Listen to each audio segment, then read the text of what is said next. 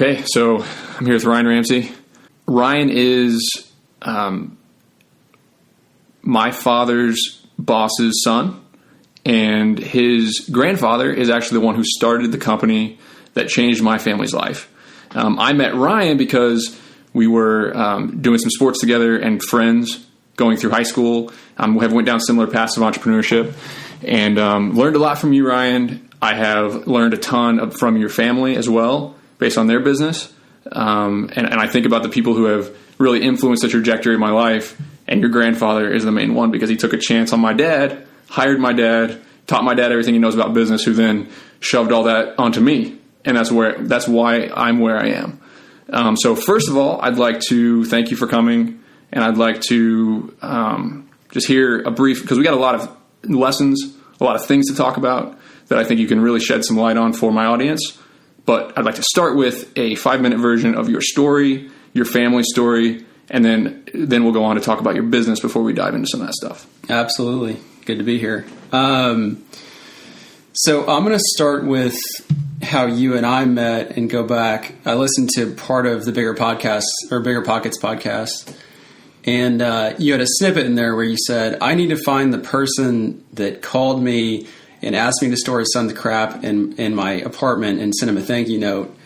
I sent Nick a text maybe a year ago telling him, how much his part or his role or how important his role was in my life. My senior year of high school, I'd never pole vaulted before. Nick was a decathlete and convinced me to take lessons. That led to a fluke thing where I, won state. Ryan picked it up quickly.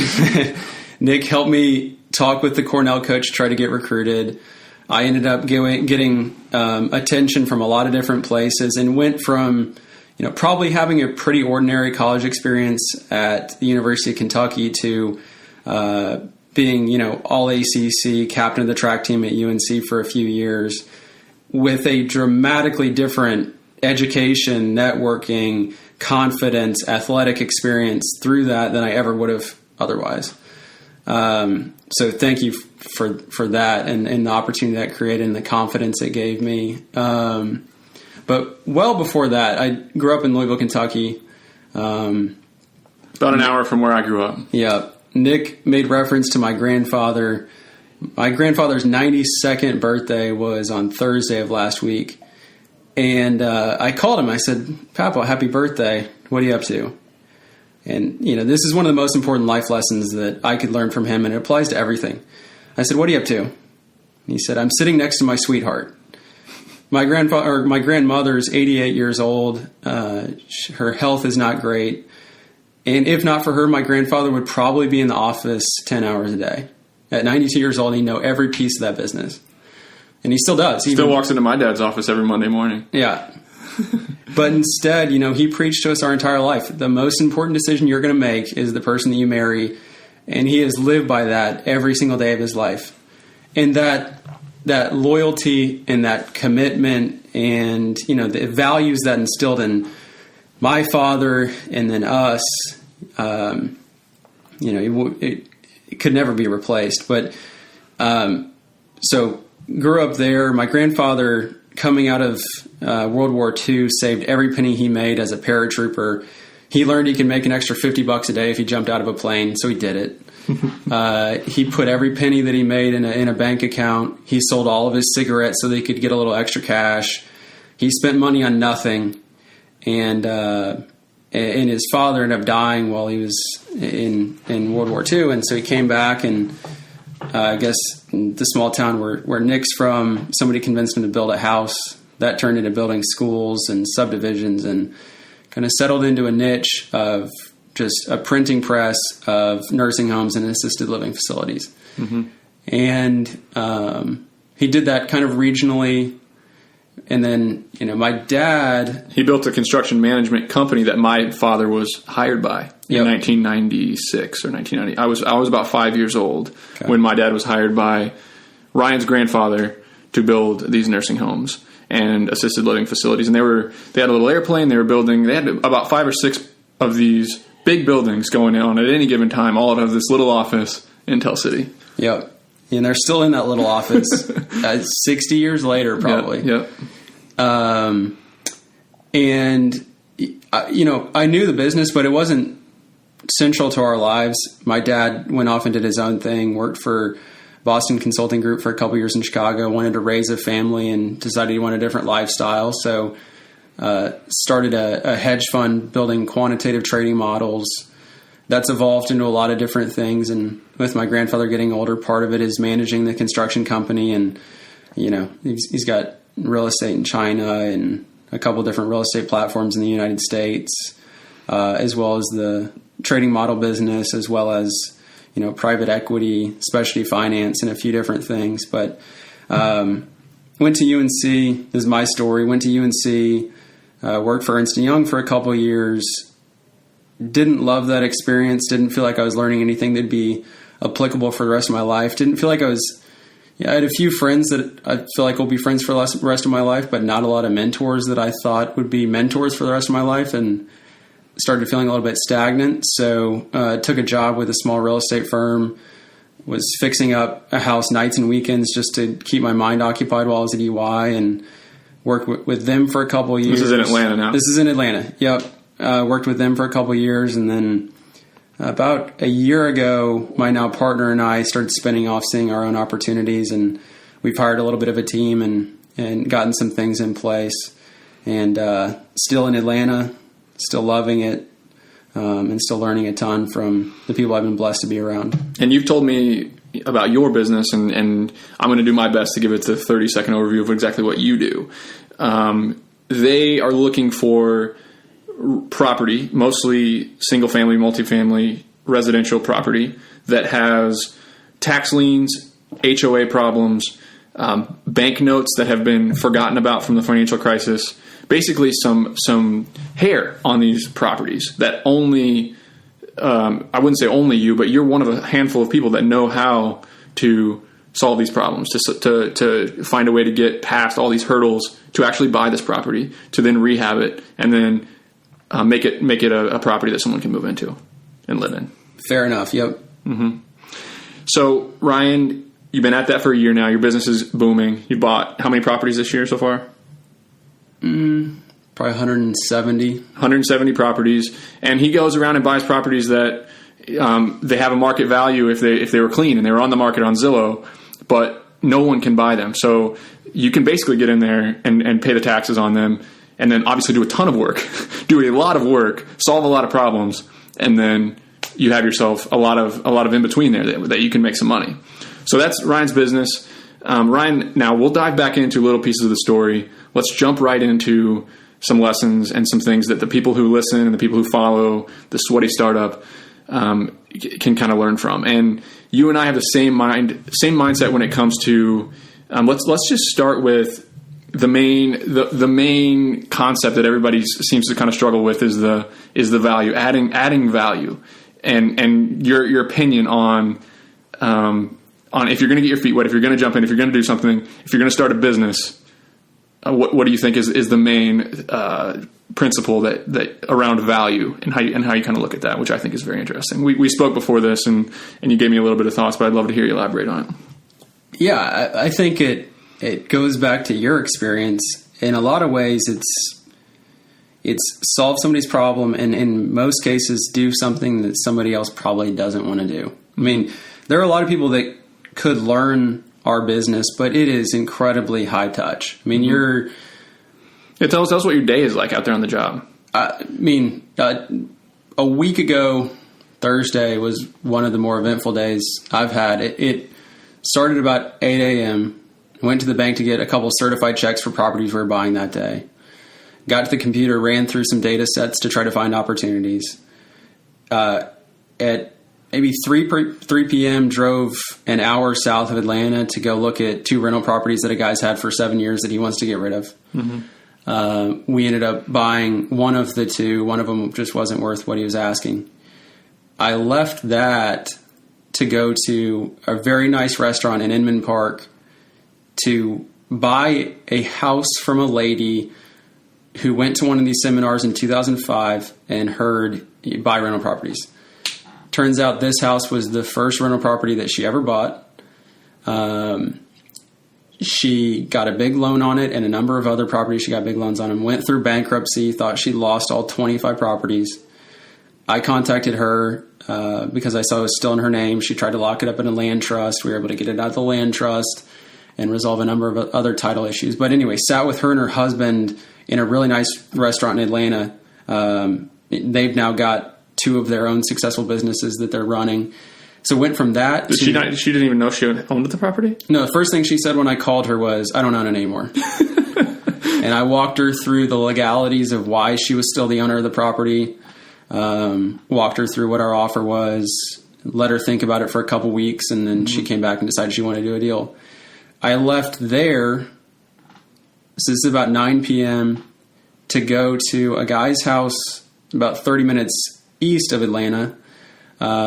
His great aunt passed away. She had a will. He was the sole heir to the will. I talked to him in person for probably 2 months and finally said, I'm just going to come meet you. Listened to his story for 45 minutes, decided if I'm going to be there, I'm going to get something out of it. We were sitting in his basement and started lifting weights for the next 45 minutes with him. He's a 60-year-old guy. And then finally... 9 p.m. Yeah. So about 10:30, we actually start talking about the house that I was interested in buying. Came to terms on what a fair offer was. We're resolving a number of title issues in probate. And so got home at about midnight, and it was, every end of the spectrum in terms of experiences with those people. So that, a day changes dramatically, but it can include anything. To put it lightly, Ryan's grinding. You're grinding. You're driving all over town. You're going into neighborhoods that you don't know anything about. You're knocking on doors. You are arguably putting yourself at a little bit of risk doing those things. I've only had one gun pulled on me. So yeah, it's amazing though. I mean, it just goes to Ryan found a problem that nobody else wants to solve. Nobody else is willing to solve it. It's really hard. It's really it's pretty sweaty. And I love it. I love everything about that. And back to your question about adding value, something that's very important to me, because we partner with people who do similar things to us that need capital. Or we partner with people that have issues with their real estate that they want us to help solve. And something that I think is essential in any business is expectation setting on value add. I mean, there's a guy, I'll actually see him later today. He's moving his daughter into UGA today. I'll see him tonight here in Athens. But he's a 50-year-old guy that says, I've never had somebody impress on me so hard. If you're not adding value, just get out of the way. And I think it's setting those expectations with the people around you that, if I'm not adding value, tell me and I'll get out of the way. But if you're not adding value, I'm probably going to take another path. And so setting those expectations that, every business should be looking to grow. It should be looking to be profitable. It should be looking to solve somebody's problem. And you want to put people around you who have the same expectations and won't have their feelings hurt when you make a decision not to work with them anymore because you've set the expectation on the front end that this should be tied to value add, and you should be resourcefully thinking about, the next problem you're going to solve. And I talk on my podcast all the time about the difference between value and money. Value and money are not equal at all. Entrepreneurs are really good at seeing value where there is no money at all. And I think you, when searching for your opportunities and dealing with the people that you deal with, your partners, are very good at seeing that that it's not always tied to money. It's not always tied to money. So when you talk about value, when you talk about an entrepreneur and a person who's looking to do business, somebody maybe looking to expand their network, it's how do you quantify it if it's not money? Like how? It's the same thing I said about, solve a problem that you don't want to solve yourself. There are plenty of things, like as sweaty as our business is, there are plenty of things that I don't particularly care to do myself. Mm-hmm. We've got partners that they'll go down to the code enforcement office. I don't want to deal with code enforcement. Mm-hmm. They'll be the ones, negotiating with some of these, rental portfolios. They'll be the mm-hmm. ones. I don't want to be a real estate agent. Mm-hmm. The guy that's being a real estate agent and, vetting all these contracts for diligence periods and earnest money and prices and, their prior experience and everything else. All these things that, if I value 1 hour of my time at X and they can do it for Y, that's a little bit less than that, it's worth it. And so it's all of those tasks that if I don't have to worry about them, I can focus on what I'm really good at. Mm-hmm. I think so.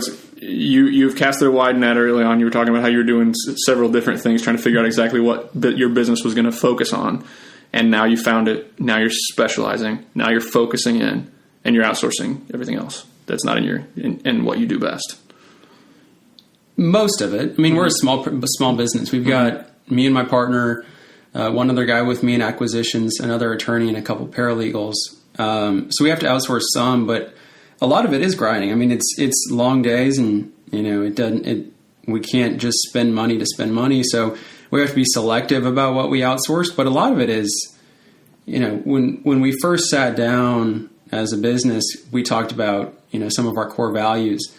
And one of them was let the better opportunity win. I mean, we can't do everything in a given day. Mm-hmm. So it's not just outsourcing. It's also selectively saying, I'm Nick, and if that one, dorm room only has one student, I might go to the one that has 30. It's prioritization of I've got 15 hours in a day and how many use it. Yeah. It's all about figuring out which opportunities are worth chasing. So I know I didn't prep you on this one to throw a question at you. How do you make the decisions? And I'll kind of talk through my process to give you some time to think about this. How do you make the decisions on where your time is best spent? So many people, I have this list on my website of literally 150 different businesses you can start, and they're just totally paralyzed. They're totally paralyzed of, okay, I don't know, like, how do I start figuring it out?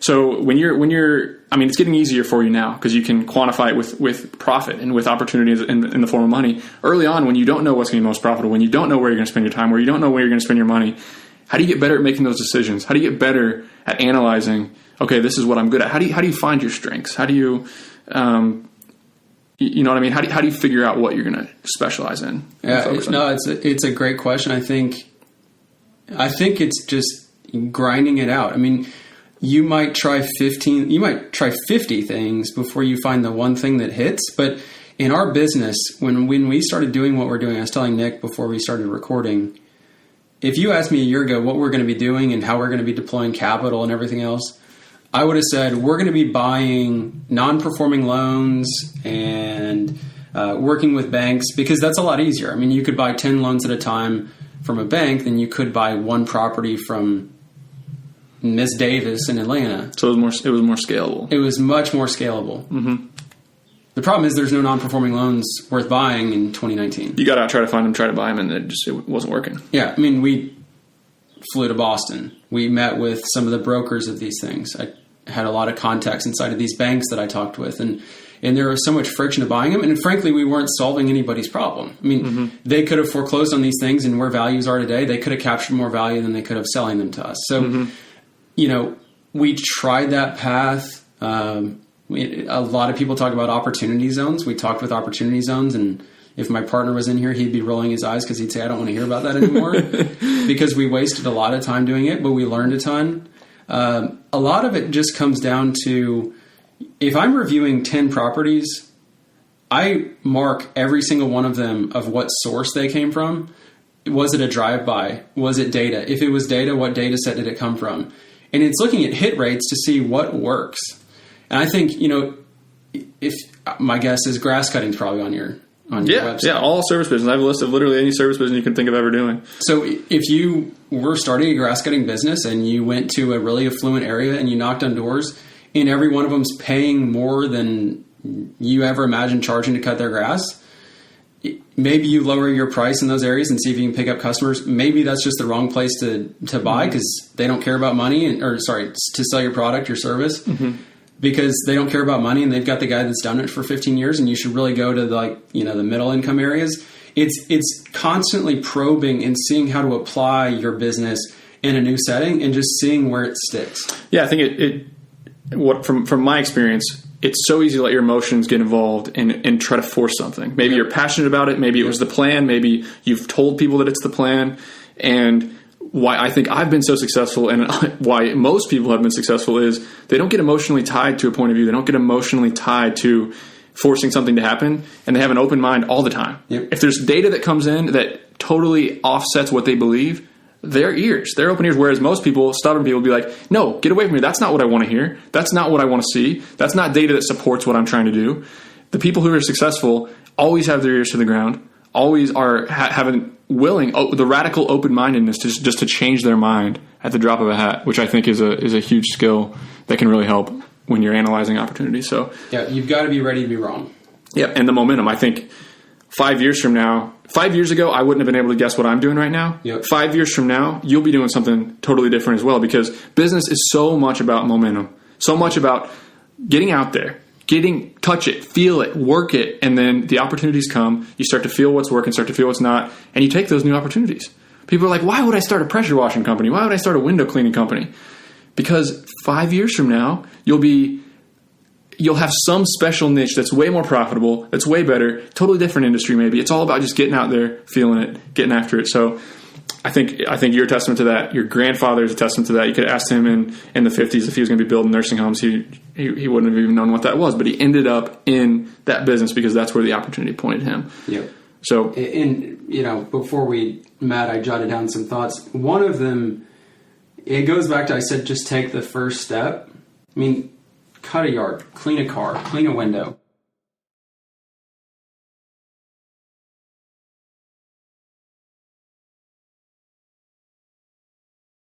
The other thing is find your unique strengths and don't stop using them. And don't be surprised if, to your point, Nick, your unique strengths don't jive with what you hoped you'd be doing. Mm-hmm. I mean, if you would have told me what I'm doing today, for one thing, I wake up every morning and feel like our business is going to fall apart. I mean, I'm scared to death it's going to fall apart. The anxiety and the ups and downs of entrepreneurship are wild, and it's not everybody's cut out for that. Every day, I think that we've bought our last house, and I would sit here and I'd say, "Gosh, it's just getting so much harder to buy." We've bought 15 houses in the last 30 days, and I'm still scared to death that that's all going to dry up. Or the other thing is the market's going to collapse, and all the stuff that we're sitting on, we won't be able to sell it. Mm-hmm. But it's just taking the first step and using your unique strengths. So I would say, don't think about what your strengths could be on a day-to-day basis, or even what you want them to be on a day-to-day basis. Think about what they are, employ them every day in every way that you can, and then they will evolve as they should. I mean, if you keep taking the first next step, you said, 5 years from now, who knows what I'm going to be doing? I have no idea what I'm going to be doing. 5 months ago, I would have had no idea what I was doing today. Mm-hmm. It's taking that first step and being very open to the next one. It may not be straightforward linear, but just keep taking one, half forward. So you said something about strengths and weaknesses that I do want to touch on in a second. But before we get there, we're very goal-oriented people. So it's weird sitting here saying that we're just flying by the seat of our pants, chasing different opportunities, but we are. So how do you balance that? How do you balance chasing those opportunities with setting goals and thinking 5 years down the road and thinking about where you want to be, what kind of life you want to have? Because I do that. I know you do that. You reflect on what kind of things I want to be doing, where my strengths are, where it's taking me, and you start to work backwards. But then we shift gears all the time and we go different ways. So how do you balance that? Focus on what you're good at, keep doing it, keep just looking at different opportunities and be ready to take them and be ready to actually take these opportunities, and also having goals and approaching these 5-year plans, 3-year plans, and things like that. Yeah, I mean, it's kind of a tough question to answer for me, because I do feel like we are still so young in what we're doing, and while it's been a very successful last 12 months, it has been so much of put your blinders on and just keep doing what you're good at. I've got a lot of mentors that they say, well, how are you going to scale this thing up to be huge, and how are you going to deploy more capital? Mm-hmm. And the thing I keep saying is, frankly, I don't care. Mm-hmm. If we keep doing what we're good at and we keep solving people's problems, it's either going to scale or it wasn't scalable. Mm-hmm. And if it's not scalable, we still have a really interesting business. Mm-hmm. But to me, it's just constantly taking the next step forward. And, it could be the case 5 months from now, I pick my head up and I go, we have 3 more employees that I didn't expect that we'd have. And we need to think about how we're using them. And, there's a new opportunity arising as the market changes and prices are dropping, or the whatever. But for right now, I'm so focused on, the team of, what do we have? 1, 2, 3, 4, 5, 6, 7 employees. How do those 7 employees use the hours they have in every day in a 5-day week as effectively as possible? And the rest will come. Before we turn this on, we talked about the core values, the core mission of the company. This is the perfect segue. Talk about how your guys' approaches are to hiring complementary skill sets, making sure everybody's not necessarily the same person, but they're all rowing the boat the same way. You said some awesome things on that. Yeah, there's a priest at Georgia Tech that I love, and he was giving an analogy in a homily. He was saying, people are critical of the Catholic Church for its structure and its rules and everything else. And he was saying, if you look at, a river, if you look at the width of the Mississippi River, the water would flow slowly because its walls are so far apart.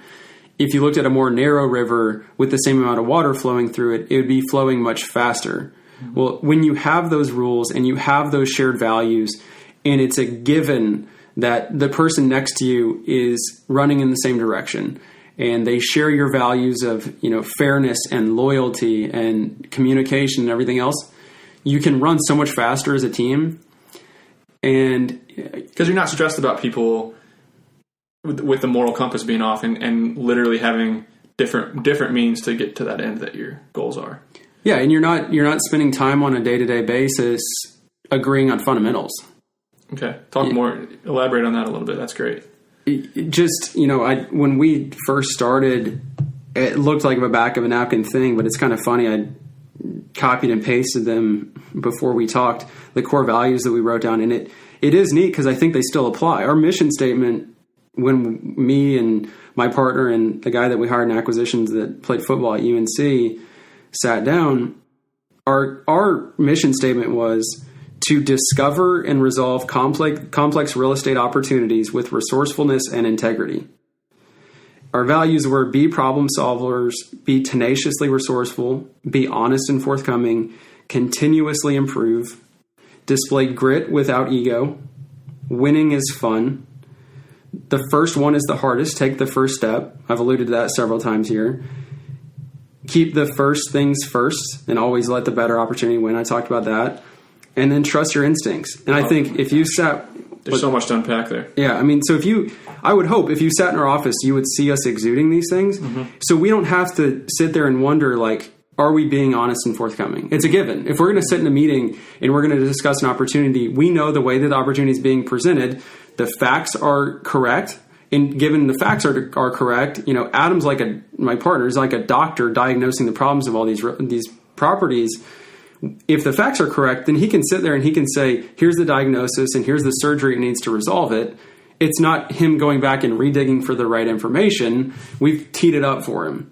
Mm-hmm. The fact that we all want to continuously improve, we're not sitting there nudging one another, why'd you leave at 3 p.m. yesterday? If you leave at 3 p.m. yesterday for a legitimate reason, that's fine, but we don't ever question whether or not somebody wants to get better. Mm-hmm. Display grit without ego. Nobody in our office is out for themselves. Of course, there's days when you didn't get enough sleep or whatever, and all of a sudden, you get selfish and in a bad mood. But we are grinding, and hopefully we're not keeping tally of, I provided this and you provided that. And so at the end of the day, I'm better than you. And, when you partner with somebody, it's like a marriage. The second that you start tallying up, what did you do or what did Dan do? It's over because then trust is breaking down. Mm-hmm. So I'd like to talk a little bit more about that ego. So the ego, Ryan Holiday is my favorite author, and he talks about the ego and how it really just creates a blind spot and the desire to be right. The desire for your opinion to be correct overcomes the desire and the goal of the organization or the company or the mission that you're on. So being able to say, okay, I'm wrong. I'm willing to change my mind. It doesn't matter who's right. It matters what's going to work best. Yep. Is just so hard. It's so hard to do as a leader to suppress that ego and realize that it's not all about me. It's funny when my buddy started from UNC, before he started, I was the guy that was making these calls and doing these door knocks and finding these opportunities. And when he started being successful, my inclination was to give him a smaller list. Because I was like, my ego was saying, I want to be the one reeling in these deals. Mm-hmm. I told him straight up. Mm-hmm.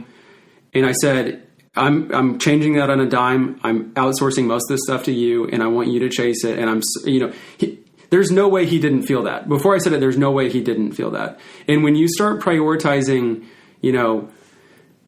trying to get yours at the expense of other people, the overall business is healthier when you can say, wow, he's actually really good at that. Yeah. That's great. Okay, so you also talked a little bit about how you're winning, but with that underlying core value of honesty. Talk about, you were telling me about a deal. You were telling me about a deal that you make where you're trying to buy these properties, you're trying to pay as little as possible, and you have these people who are selling these properties are sometimes disadvantaged. So they don't have all the information, they don't know how things work, and you're talking about these loans and just basically how if we can't do a deal honestly, we're not going to do it. Yep. So I don't want to, certainly not in all cases, but in a lot of cases, with my partner being an attorney and the amount of information that is publicly available, when I'm reaching out to somebody, my facts are probably straighter than theirs are, even though this may be a property that they have had or their family has had or their partner has had for 15 or 20 years. And so when I call and I know to the penny what is owed on taxes, or, I know when a loan matured, or I know what HOA the property's in and, how much is owed on the HOA bill, or I know about a credit card bill that is still public record, but they think that has been resolved, but it has not. I tell everybody, because I think there's an assumption when I start talking about these things that they think that I went to law school, and I never did. And I tell everybody, I'm not an attorney, but, my partner is a very good one. And if you want to understand your risks, because they're taking for a lot of our clients, the people that we're buying from, there is a risk there. Whether it's a promissory note that they signed along with a security deed, or it's code enforcement has a warrant out for their arrest. There are risks that they're incurring with these properties, and we could easily skate by and make, our pitch to buy these things only sound good. And I wish I could remember the quote that my buddy from UNC uses all the time, but it's something like, it's from an old movie. He says something like, anybody that tells you that everything in life is good is trying to sell you something. Mm-hmm. We go out of our way to explain every nuance of the pros and cons of making a decision to do a deal with us. And I can tell you honestly, there are a number of people who hear that and they don't want to do a deal. And we don't have to tell them all the ins and outs. You could fudge the picture to make them think that it was all good and that they should do it, because you can do that and you're legally, you're not wrong, but you guys take that extra step towards giving them all the information that they have, even though. Yeah, because there are other people that do what we do, mm-hmm. and of the 15 deals that we got in the last month, I bet if you sat down with 8 of them, they'd been reached out to by other people, and they chose to work with us, even if our offer wasn't as high or whatever. They chose to work with us because they said, your honesty, your professionalism, your willingness to meet me at 9 p.m. on a Thursday, you walking me through how to, some of these people, we say, you don't have to do a deal with us. We'll give you the right person with code enforcement. We'll give you we'll make an introduction to the person with the tax office, and we'll try to help. And we will be so helpful that they'll say, there's something more to this. I'm kind of sick of this property. I'm going to give it to you, or sell it to you, rather. I love it. So I have a mentor that he is he is a wealth manager, helps people kind of deal with their property portfolios. And I got a meeting with him, and he walked me into my office. He sat me down, and he got a whiteboard, and he's like, Nick, tell me your financial situation. Tell me how much money you owe on this property. Tell me how much this is cash flowing. And he just drafted it up on the entire whiteboard. And then he sat there for the next 5 minutes, or even 15, 20 minutes, and just told me exactly what he would advise me to do. We didn't have a contract. I wasn't paying him anything. Yeah. And I said, Jim, and then at the end he took my phone, took a picture of the whiteboard, and sent it to me. Or he took a picture on his phone and sent it to me, and I go, Jim, how do you get business when you walk in and just give all this information and gain all? And he goes, Nick, it's not about gaining the sale right now. It's like, I want you to think that I'm so good at what I do that you can trust me. It's about gaining trust. And he says, so yeah, sometimes people walk out of my office. He said 90% of the time they sign me up right on the spot, because they know that I know what I'm talking about. I'm not withholding information. I'm being honest. I'm telling them what I can help them with. And the 10 that walk out of the door come back 6 months later when their situation has changed, saying, Jim, can we sit down again? And it's the same situation that you guys take. It's like, okay, I may be able to sell, I may be able to swindle, but my model is I'm going to add as much value to these people's lives as I possibly can. And that in turn is going to lead to trust. And that in turn is going to lead to more deals for me and my team. Yep. That's awesome. And the interesting thing is most of our deals are not recurring. So it's not like I gained trust with Nick, and so 10 years from now he's going to work with me again. That won't happen. And these are one-off deals. Yeah. So, if you burn those bridges, it wouldn't hurt you very bad, at least in the long term. You'd have a hard time sleeping at night, but you wouldn't lose future deals for it. But we win current deals because, most people have a pretty good read on when they can trust somebody. I think last time I stayed with you before Twilight, I was meeting with a guy in Athens who similarly had a rental property that he thought that he'd gotten rid of and he hadn't. And it was a guy that took a month to explain all the risks and get a deal. Finally, we got a deal. Maybe a month later, coincidentally, we found in a different data set, we found another property that he owned that he'd lost, but not lost. He thought he lost it. It went from, this goes back to the speed of trust. It went from that 1 month dialogue with him of calls and texts and eventually sitting with him in a Starbucks to my buddy literally texted him and said, "Hey, want to do the same thing on this property we done on the other one?" It was within 5 minutes a yes. Just one word yes. And the next day we had him a check and all the paperwork signed. And most of them won't be recurring, but it is simply, practicing the habits of doing the right thing, I think, pay off in the long run. So let's talk a little bit more about these negotiations. You're literally negotiating with people over the course. You're probably still talking to people that you've been talking to for half a year, trying to convince them to do these things with you. I got a property under contract on Monday night, and I've been talking to this lady for a solid year. I found this opportunity a year ago, and some of them are it's a one question text and a one word yes. Some of them are that fast, but a lot of them are building that trust, and a lot of it. Some of these houses have emotional baggage with them. It was mom's house, and she passed away in it, and there's some guilt associated with not being able to take care of it. And so some of them are slower, but where were you going with that question? Yeah. So just I want to talk about negotiations and how what I'm learning is as I study, I'm not a great negotiator. I don't negotiate all the time, but what I'm learning is that negotiation is so emotional. It's so emotional all the time, even if it's not mom's house, even if it's a simple business transaction. Humans are not logical thinking, clear-headed beings. They're always influenced by emotion. So when you're negotiating, when you're talking to these people, when you're trying to convince them to do a deal with you, how do you deal with that emotion, and what's your method? You negotiate literally all day, every day now for a year. What's your strategy? Yeah, if you would have asked me a year ago, and it's mostly from the experience of learning what negotiation is that I've gained the confidence to do it, rather than just being innately good at it. But the same straightforwardness that we use in explaining the risks of somebody doing a deal with us, I think that, I firmly believe that every negotiation starts the second that you meet somebody. So, if I walked up, if you and I did a business deal together, because my background and because the friendship that we've had and the way that I've treated you on really, really small stuff, there's an underlying assumption of trust that will make it, faster and easier to do a deal because you know what my values are. Mm-hmm.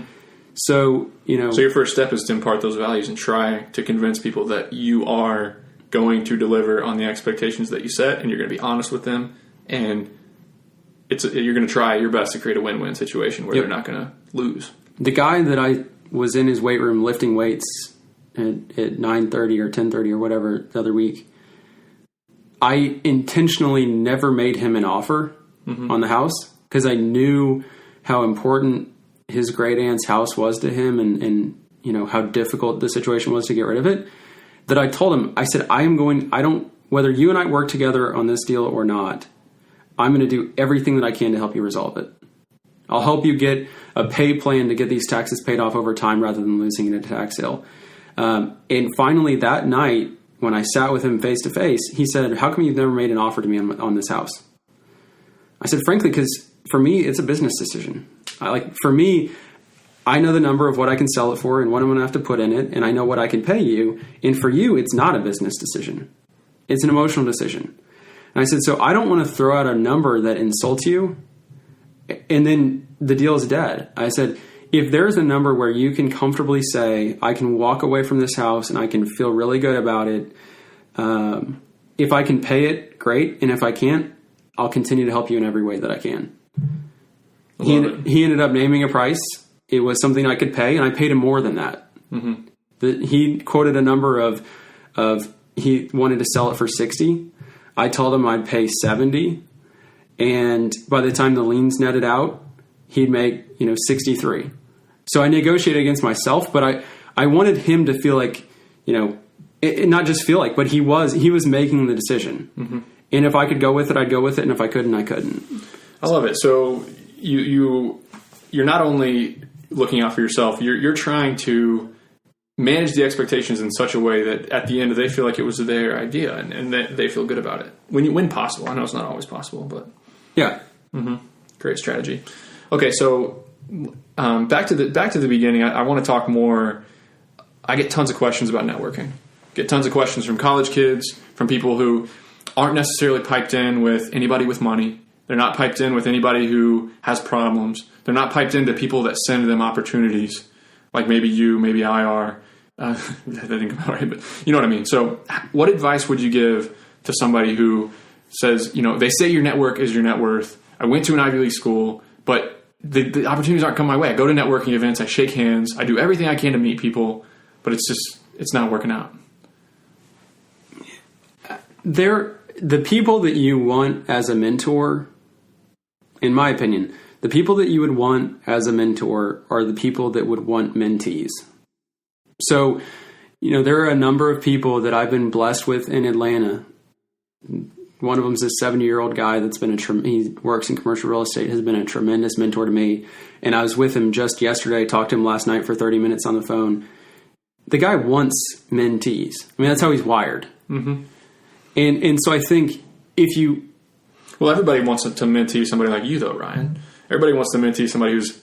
One of the things on your list was like passionate resourcefulness. Like I'm gonna come to you when I've exhausted everything that I know on my own, and I'm gonna ask you really good questions, and I'm gonna be somebody who's gonna work like crazy, and I'm gonna be gritty, and I'm gonna get it done.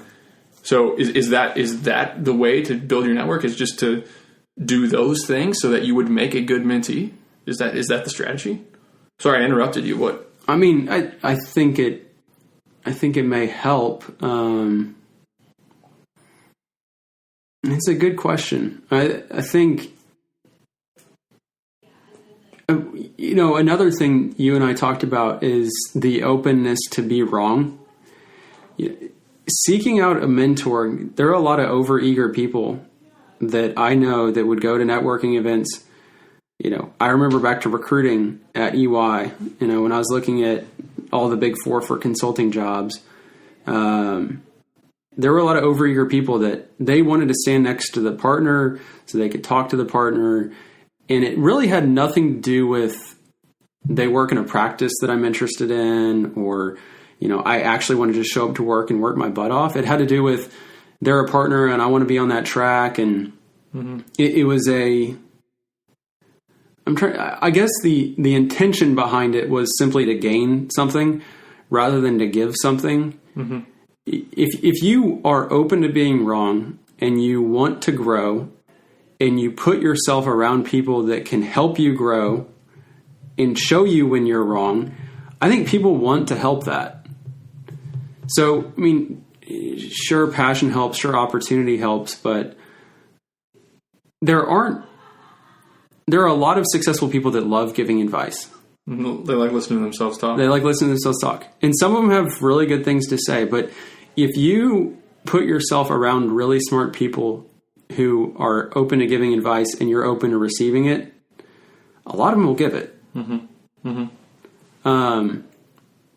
You said something that struck me. It's not expecting something necessarily in return. It's so much networking is just with their hand out saying, me, please help me.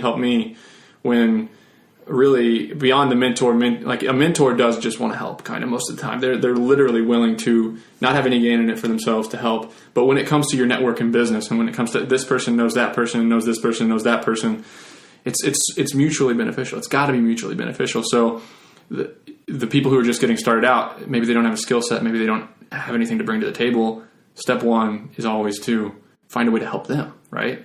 If you want somebody to be in your network, find a way find something that you can do to help find a way that you can not only make it a one-sided, non-mutually beneficial, networking situation. Mm-hmm.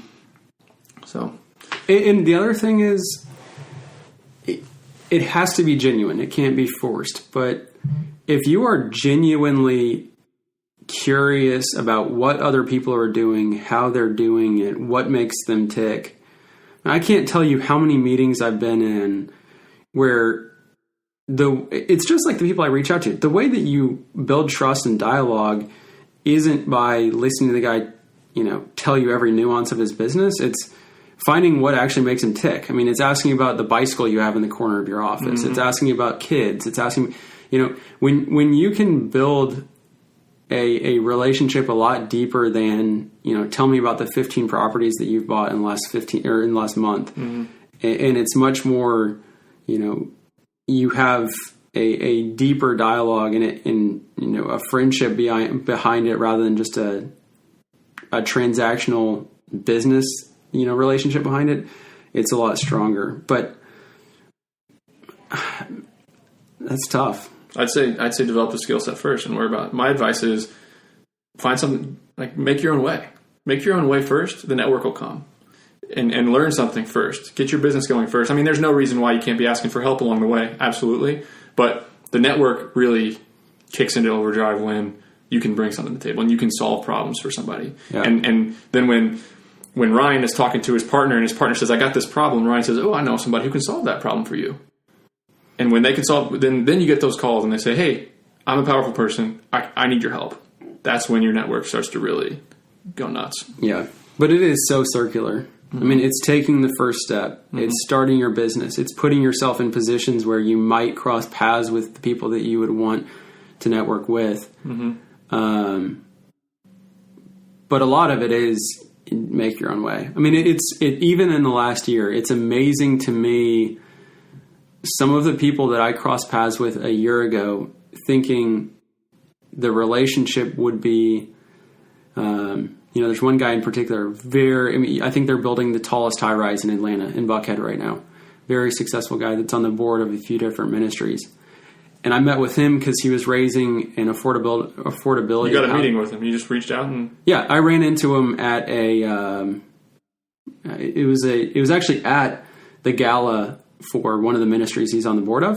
And I just said, I heard from a friend that you were raising an affordability fund for housing in Atlanta, and I wanted to explain to you what we're doing. We got breakfast, and it was that hour-long breakfast. I bet 50 minutes of it was learning about each other's lives, and 10 minutes was about work. Mm-hmm. What we do is not affordable housing. You could repurpose a lot of these assets to be affordable housing, but we're not an affordable housing fund. Coincidentally, the ministry that I was at that gala for, we are now doing work for them for their affordable housing, and they're being financed by the guy that I had breakfast with. Because I had breakfast with him and he learned what our business was. I had that's the speed of trust. He knew that if he gave them money for affordable housing, he trusted their affordable housing method. Mm-hmm. And he knew that if we were the ones finding the properties, he trusted our method. And so kind of indirectly, he's making an investment in us by making an investment in them because we're providing them a service to buy houses. You're allowing him to trust the whole process. That was his goal. You're solving that problem for him. Yeah. Mm-hmm. And so it's just, it's amazing how those things evolve. But just putting yourself out there. That was uncomfortable, right? Walking right up to him and shaking his hand and telling him that you wanted to meet with him? Yeah, especially because he was the main speaker at the 40-year gala for the ministry we're now doing work for. How many people were there? Probably 300 or 400. Oh, my goodness. So you just said, I'm going to walk up and ask the guy to get breakfast with me. You just did. Yeah. And I have never met his son, but I've heard great things about his son. So what was your aim? What did you walk up and say to him? I'd love to dive in a little. So at the risk of being way too forward in every aspect of my life, whether it's dating or friendships or whatever, my dad has a ton of sayings that me and my siblings have latched onto, and I actually snapped a picture of it right before we met because for Father's Day 2 years ago, my mom asked us to write down our dad's sayings that mean the most to us, to put them on barrel heads to put in my dad's barn. And the quote that I use that my dad used to say all the time is, go as far as you can to show the people you love how much they mean to you. In love is a word that a lot of people don't use in business. They say it's unprofessional, but replace that with whatever you like. The people you respect, the people that you like, how much they mean to you. So I went up to him and I said, I'm going to leave his name out, but Mr. So-and-so, my name's Ryan Ramsey. I've heard great things about you and your son and the ministries that you're a part of. I've heard great things about your business. I run a really small business, but given all the wonderful things I've heard about you, I would love to just pick your brain and get breakfast. And some people are scared to say what they're thinking or what they're feeling. I find that by doing that, people like hearing that. And I didn't say it because he likes hearing it. I said it because I believe it. Yeah. People that are honest and sincere appreciation. Yeah. And he heard that, and it wasn't like, I want to make money off of you, which I'm sure he hears a lot. He's a successful businessman. It was just, I've heard great things about your character and your reputation, and I just want to hear more about it. And he, he's a little bit taken aback. He was staying there with his wife and like the other person, another chairperson on the board of this ministry. And he's kind of like, sure, here's my card, call me. And it's been a very fruitful relationship. Coincidentally, he's got a development and we're doing title resolution work on one of the key parcels for his development. And it all just kind of came out of this breakfast. Love it. Life is all about being uncomfortable. The more you are uncomfortable, the more you put yourself out there, the more that anxiety tells you, no, don't do this, the more progress you're making, in my opinion. Yeah. And that's not, I'll be the first one to say it. Every track meet, every door knock, every phone call, my heart rate would rise and, I feel like it's going to fail. And the anxiety tries to make you turn around and walk out. Yep. And the first word that comes out of your mouth, you're going to stumble on yourself because you're just not thinking straight and you just got to trudge forward. Love it. Love everything about that. So I want to read that list of values that you put together for your company one more time because we touched on a couple of them, but I want to see if there's any more wisdom that I can pull in the last moments of this interview. But just read down that list so that we can think about those together a little bit of the values that when you founded your company, which is called Barrel Real Estate, right? Is that the name of your business? Yep. Yeah. So it stands for bridging acquisitions, renovations, and real estate litigation. That's where the name came from. Okay. But the mission statement was, and still is, hopefully, to discover and resolve complex real estate opportunities with resourcefulness and integrity.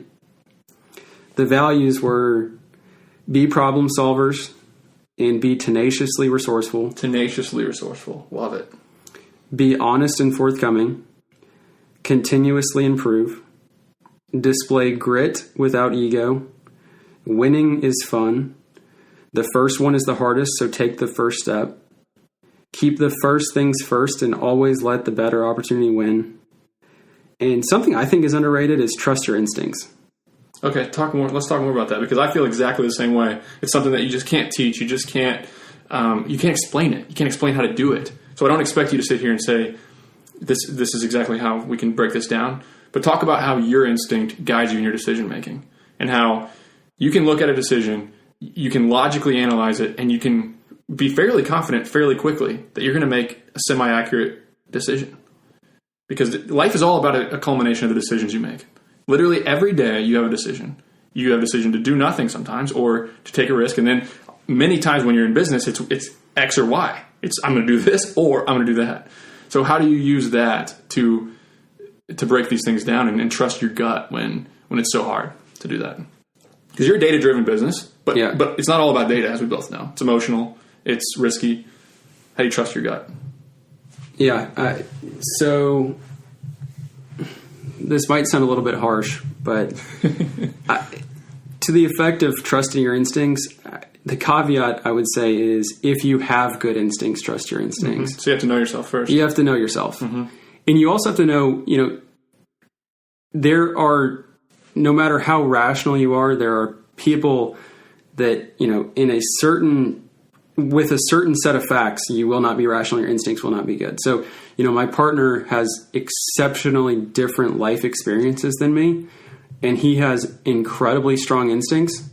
And there are times where I think I'm thinking clearly, and I'll go to him and say, what does your gut tell you on this? Or what am I missing? Or What am I missing? Mm-hmm. Because, you need that, you need to trust your gut, but you also need to know when you can't. Mm-hmm. And sometimes you need other people to lean on and say, hold on, you're missing this, you're missing that. Everybody has, Ray Dalio's Principles. I don't know if you've read that book. He talks about blind spots. And he's like, if you can understand and know your blind spots, which his book is all about decision making, the principles he uses to make decisions. And he talks about his blind spots. And if you can understand what is a blind spot, and a blind spot is something that could mess up your decision making, something that you're missing. Maybe it's a conception that you have that you're tied to. Just understanding what you're emotional about, what you're not emotional about, what data you have, what you don't have. Understanding those blind spots and what can throw off your decision making is half the battle. Knowing what you're good at and what you're not good at. Yeah, I think self-awareness is extremely important in running a business. You know my dad and you know my grandfather, mm-hmm. and both of them are very strong personalities, very opinionated, incredible instincts, mm-hmm. Very, very self-aware. And, I know I'm not either of them. And that's a big part of the reason I'm not working with either of them yet is I want to find my own confidence. But, those are two people that they can run a business by themselves. And, they have the ability, they have the confidence, and they've created a network of the right people to be the head person and not run it by anybody else and have few enough blind spots to do that efficiently. Mm-hmm. I'm not that, having a partner for me and having mm-hmm. people, other sharp people around me, I think is so good for trusting your instincts. Because I know a lot of people, they want to be the head person simply because they want to be the head person. Mm-hmm. It's an ego. It goes back to the ego again. Yeah, and I'm not going to say I don't have an ego sometimes, and I'm not going to say in our business I'm not a control freak sometimes, because I am.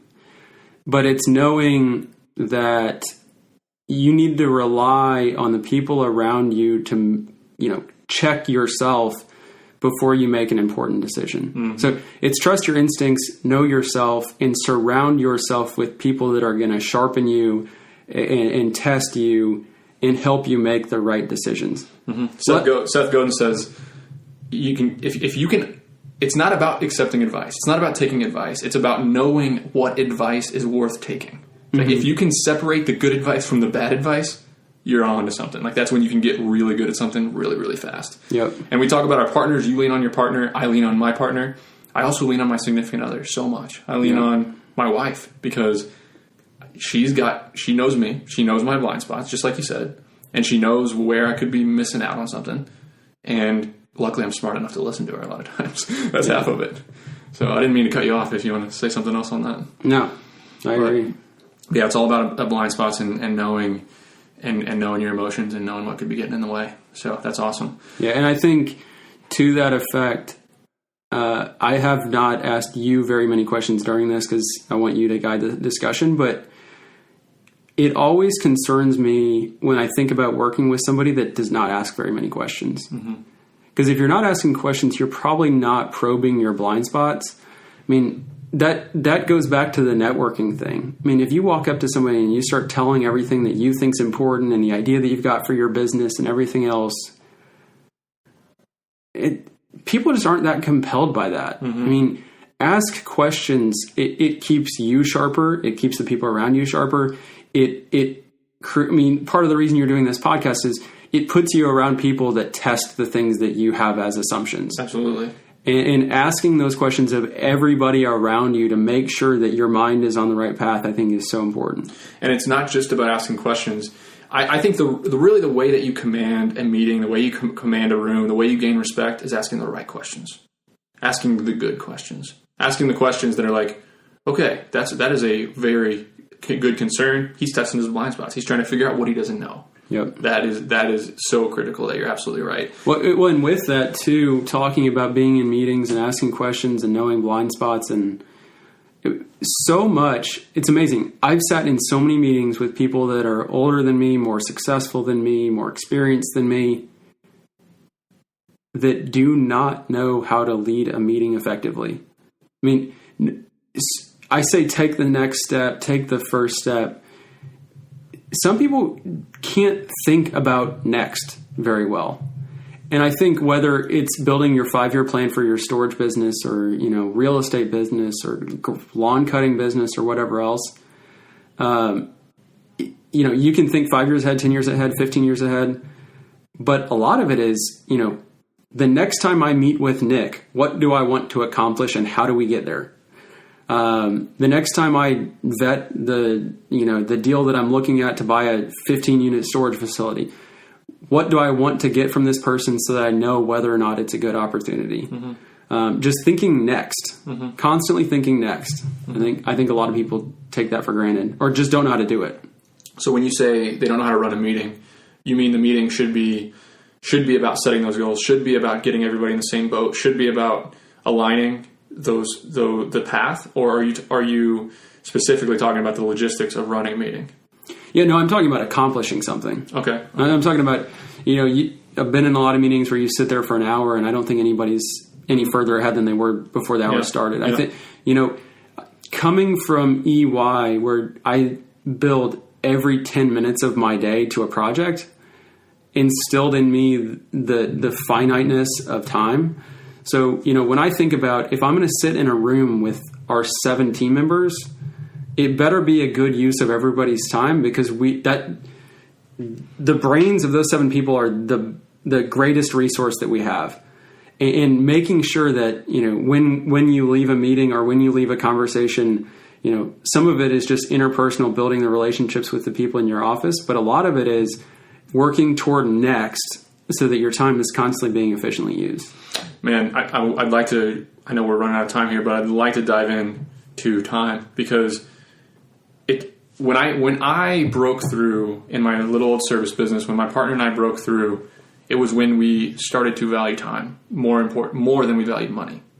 When we really realized what actual things that we were doing that not only got us where we were with business, but got us to where we were with our relationships with people, with accomplishing any goal that we had in life, was our time allocation, all about it.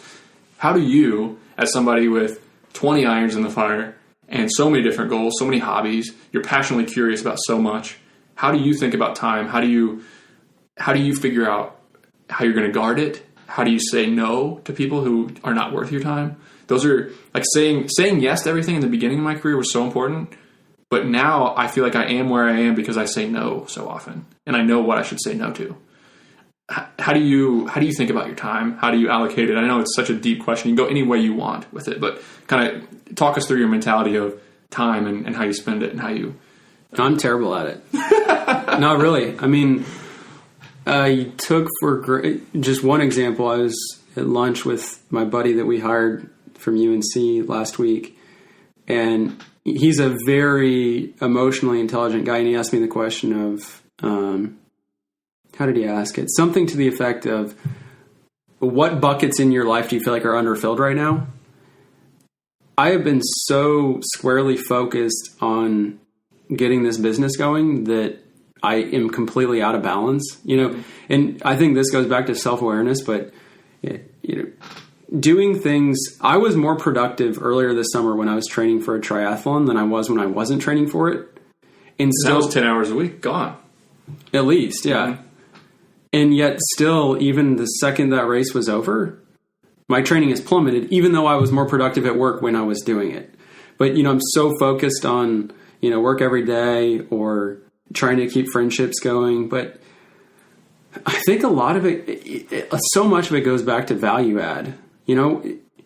If you have people in your life that are detracting from spiritual goals, relationship goals, work goals, those are probably people you should say no to. Mm-hmm. And setting the expectation with your friends, friends of friends that you don't want to spend time with, or, business partners that you don't feel like are adding value, setting an expectation that you view your time as valuable and these are your priorities.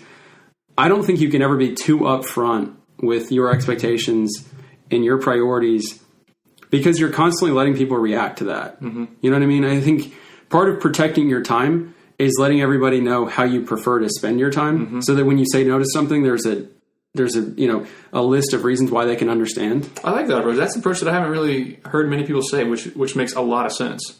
Manage the expectations. Like, business is about managing expectations. Why can't time be exactly like that? Why can't you just be open and honest with everybody about your time? I always looked at it as an internal thing, but voicing that would make a big difference. I like that a lot. Yeah, but Okay, so I think one last thing. Do you have anything else to add before I ask you the specific question about real estate that I get all the time on here? No, go for it. Yeah, so I believe real estate should be the end goal. Passive income. We all talk about passive income. The holy grail of business is passive income. I have a niche in real estate. You have a niche in real estate. But so many people don't. And they always ask me, Nick, I want to go buy 1 and 2 family houses. I want to buy a rental property. I want to buy a property that I can rent. There's places like Bigger Pockets that are really pro-rental property. You're seeing the housing market from a whole new level. You know the housing market very well as far as what property's worth, what people are paying. What advice would you have? And I know that you have a similar viewpoint as I do. You're kind of short on it. You're not sure that it's a good call right now. What are some of the risk factors that you think people are not necessarily taking into account? And also we talked briefly before this about the stories that you have of actually getting out and competing with some of the open market people on some properties and things like that.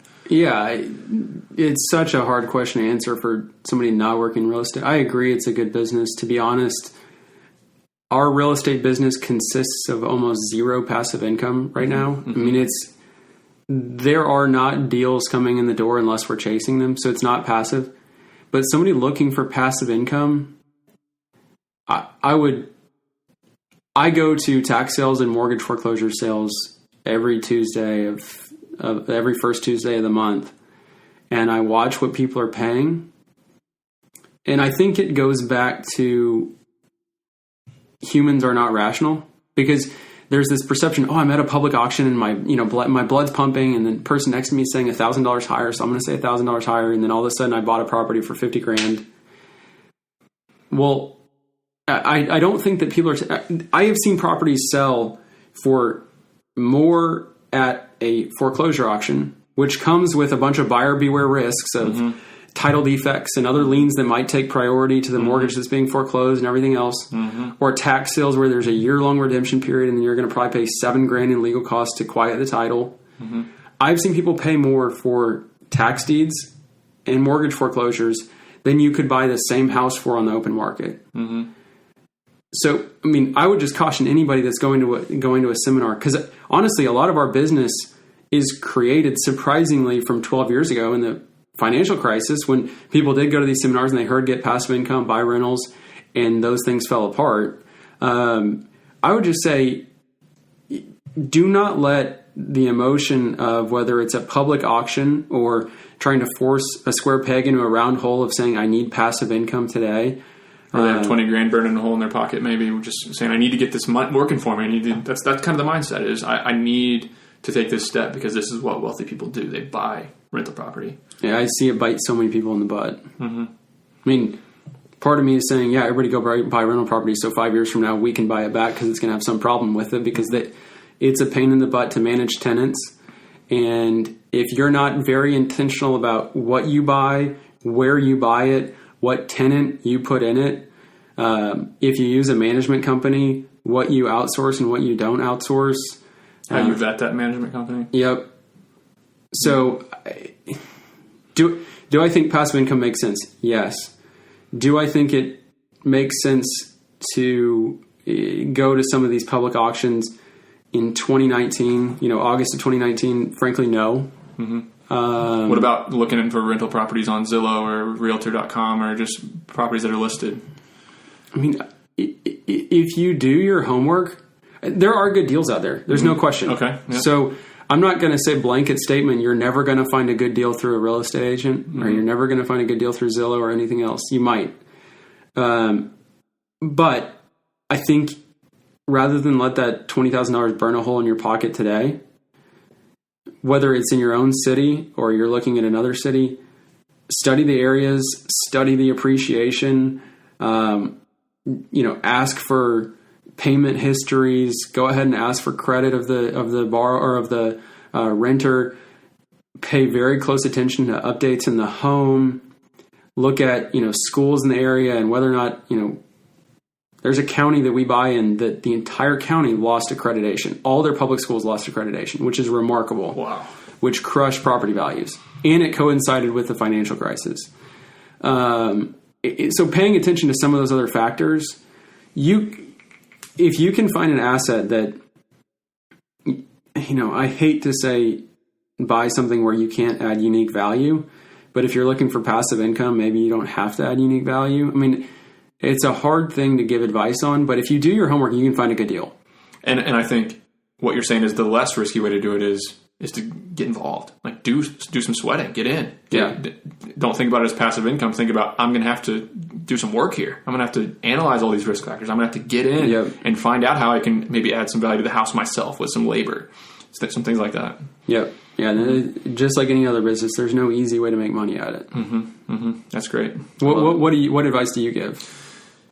Yeah, there's some things that make me really nervous about the real estate market here. I'm no expert. I try to ask everybody that I can and I try to say every time I give advice that I'm not an expert. I'm in the storage business. I know that pretty well. I'm learning about it every single day. But the foreign money pouring into our cities that don't care about return. I was in Boston looking at a rental property and people are okay with a 2% return on their overall investment, not even cash on cash return. Like you buy a house for say $1 million, you're going to make $20,000 a year in income after your expenses, and people are paying that just to hide their money. These people from overseas are literally just saying, I need a safe place to put my money because maybe my government is not safe. I know that American real estate appreciates. I'm going to just dump it in. Then there's other people who are buying only on appreciation. They're not buying on cash flows, so they're speculators. That's what they are. They're not investors, they're speculators. So that makes me really nervous. And then there's just the fact that it's so competitive right now. And if a property's on Zillow for sale, it's getting 1,000 eyes the first 24 hours. So you're competing against 1,000 buyers. So what I always try to say is try to find a way to compete with less buyers. Something sounds like the foreclosures and doing something like that is not even safe because there's too many people competing there and making emotional decisions. But yeah, the people that are doing this are not analyzing it the right way. They don't have bomb-proof cash flow documents where they really know how much money they're taking home at the end of the day. They're not valuing all these other things that could affect it, like a school getting defunded nearby. What could that do? And the fact that real estate's been on a run for 10 straight years. Right. It's incredible. So if like my buddy right here in Athens always says like, Nick, I got 50 grand. Let's go in on a property together. And I say, I don't think you should do it. Like I think that you should hold on to your 50 grand. Am I in a place to say that? No. But everybody else is telling him, let's go buy this one. Let's go buy that one. Let's go buy this one. And that's why property keeps going up. So yeah, it's scary to me. Yeah, I mean, back to adding value, having that 20 grand or 50 grand, whatever it is, at the right time, that's adding value. Mm-hmm. So, if maybe it's not 2020, maybe it's not 2021, but appreciation can't go for infinity. Mm-hmm. So keeping that in your pocket to where you can be, you're not the one that got hosed by it, but you're the one capturing some of the future appreciation by buying low. Mm-hmm. If you can be the one, if you had $500,000 in 2009, that would be worth. And I know a lot of people that did. That'd be worth $5 million now. Yeah, and so it's having the patience to say, I might have the 20 grand a day, but I'm much better off waiting for a good opportunity than putting that into a bad opportunity. So the advice would be take a very unemotional approach. Understand your blind spots and analyze deals. Don't stop analyzing deals. Look at a deal every single day and run it through your bomb-proof cash flow projections. If someone wants to email me, I have a cash flow projections that me and Danny use to analyze his property that he bought here in Athens. It's not bomb-proof, but it overestimates expenses and it's on cash flow. So put every time a property comes on Zillow, look at it, put it in your cash flows, know what you think it's worth, and you'll see, ooh, that's 40 grand overpriced. I'm going to pass. And eventually, you analyze a deal like that every single day for 90 days, you're in a lot better spot to actually jump on one when it does inevitably come available. Yep. So it's tough. It's tough though, man. Like you said, nothing is easy. Nothing is easy. And don't be afraid to say no. There, a lot of really smart people say, I would rather say no to 20 good deals than get hosed by one bad deal. Yeah. So awesome, man. Is there any of your future plans that you want to share, or you're in the early stages of a stressful, awesome business? You're in the midst of it. So are you even thinking ahead right now, or are you just trying to get through the next week and the week after that? Yeah, no, it's kind of head down. I mean, the great thing about what we're doing is I love it, and everybody on our team loves it. And the it sounds cheesy. A lot of people say do something you love and you won't feel like you're working, but I honestly feel that way. My girlfriend says that I work 3 hours behind schedule because I say, I'll be home at 6, and all of a sudden it's 9. I'll say I'll be home by 9, and all of a sudden it's midnight. But being able to get lost in what you're doing because you enjoy it, it's a pleasure. So it's fun to be doing something that I feel like is, I think we're adding value. I think that we're uniquely capable. We're applying our strengths. And you're going to be very successful because of that, hopefully, if all goes well. Hopefully. I'm confident. I'm more confident than you are. I don't think your business is going to melt at any given time. And I'll probably say that about yours, but it's hard to run a business and not constantly wonder what's going to go wrong. Exactly right. But I think it all, if you can take one thing away from this, it's that Ryan is also passionately curious, and he's not necessarily emotionally tied to what he's doing, but Ryan can get engulfed in any opportunity. It's the art of building something. It's the fact that he's making progress. He's addicted to learning and being extremely curious about anything. And that's the mindset that I think sets you apart. It's not that, I really love going to these bad neighborhoods and knocking on doors and doing all that. It's that I'm building something. Like it's the entrepreneurial itch that you're just so curious about and you're into. So I think that's awesome. If you can take that away, that'd be a great takeaway. Yep. So Ryan, is there any way that people can, I know you're not a big social media guy, but if somebody wanted to reach out to you, ask you a question, I guess, on Twitter or Instagram, or is there, I know you probably don't want to share your company email just in case this blows up, but maybe you have a catch-all that somebody could send you a note if they want to ask you a question, or I should have prepped you for this. Yeah, well, I don't want to pawn it off on you, but I would say I'm going to let Nick be my eyes and ears. If you get something that's a follow-up question to this, forward it over. And Perfect, that's a great plan. So email me, nick@sweatystartup.com.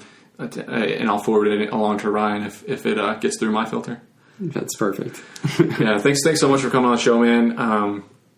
We got a lot to learn. I wish we could have talked for 5 hours easily, but I appreciate you taking the time to partake some of your wisdom. So thank you. That was fun, and thanks for the influence you've had on my life. It's funny how small things can turn into big opportunities. Yeah, I'm sure we'll end up doing a deal together too eventually. Yep.